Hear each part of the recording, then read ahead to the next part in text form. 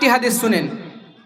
একজন বিখ্যাত সাহাবী আব্দুল্লাহ ইবনে আব্বাস, যাকে রাইসুল মুফাসসিরিন বলা হয়, হযরত উমর ফারুক রাদিয়াল্লাহু তাআলা আনহু তিনাকে সব সময় সাথে করে নিয়ে বেড়াতেন। সব সময় ছোট বাচ্চা ছেলে 10-12 বছর বয়স হবে, সব সময় সাথে করে নিয়ে যায়, বড় বড় অনুষ্ঠানে যায়, বড় বড় মজলিসে যায়।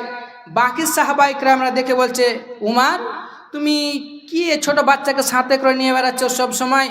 উমর বলছে, দাঁড়াও তোমাকে প্রমাণ দিচ্ছি।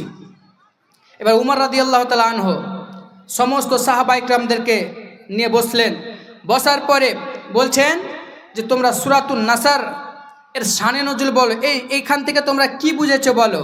আল্লাহ রাব্বুল আলামিন সে সূরার মধ্যে কি বলছেন? আল্লাহ তাআলা বলছেন, বিসমিল্লাহির রহমানির রহিম, ইযা জাআ নাসরুল্লাহি ওয়াল ফাth। আল্লাহ রাব্বুল আলামিন বলছেন, ইযা জাআ নাসরুল্লাহি ওয়াল ফাth, হে নবী যখন ইযা জাআ নাসরুল্লাহ আল্লাহর পক্ষ থেকে সাহায্য আসবে এবং তোমরা বিজয় হয়ে যাবে, মুসলমানেরা বিজয় হয়ে যাবে।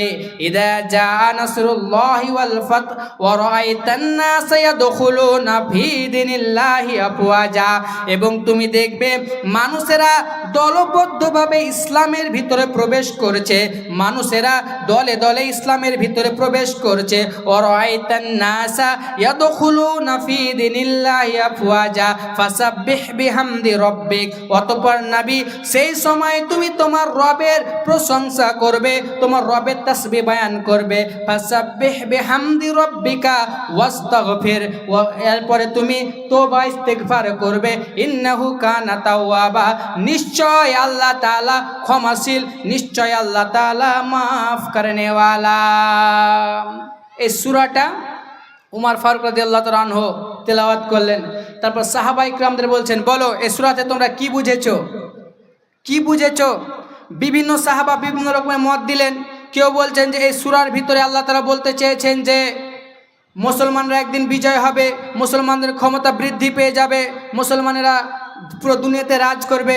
এবার আল্লাহ রাব্বুল আলামিনের সাহাবী উমর রাদিয়াল্লাহু তাআলা আনহু আব্দুল্লাহ ইবনে আব্বাসকে বলছে, ও আব্দুল্লাহ ইবনে আব্বাস এবার তুমি এই সূরার ব্যাপারে বলো।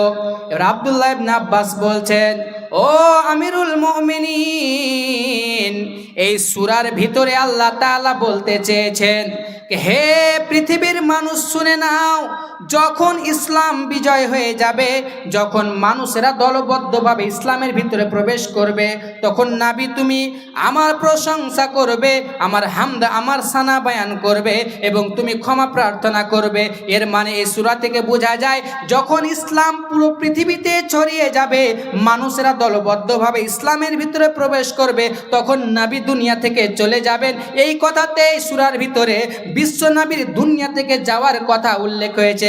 উমর এই কথা শোনার পরে উমর বলছেন, ওয়াল্লাযী নাফসি বিয়াদিহি, ওই মহান আল্লাহর কসম যার হাতে আমার জান রয়েছে, যার হাতে আমার প্রাণ রয়েছে, আমি উমর এটাই জানি যেটা আব্দুল্লাহ ইবনে আব্বাস বলল,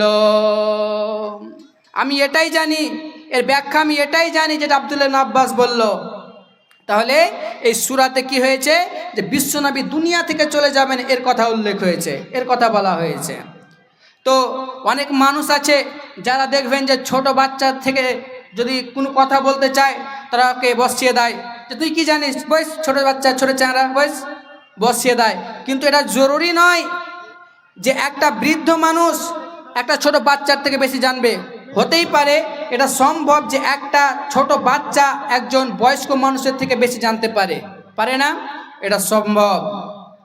তো আল্লাহ রাব্বুল আলামিন এই সূরার ভিতরে বিশ্ব নবীর দুনিয়া থেকে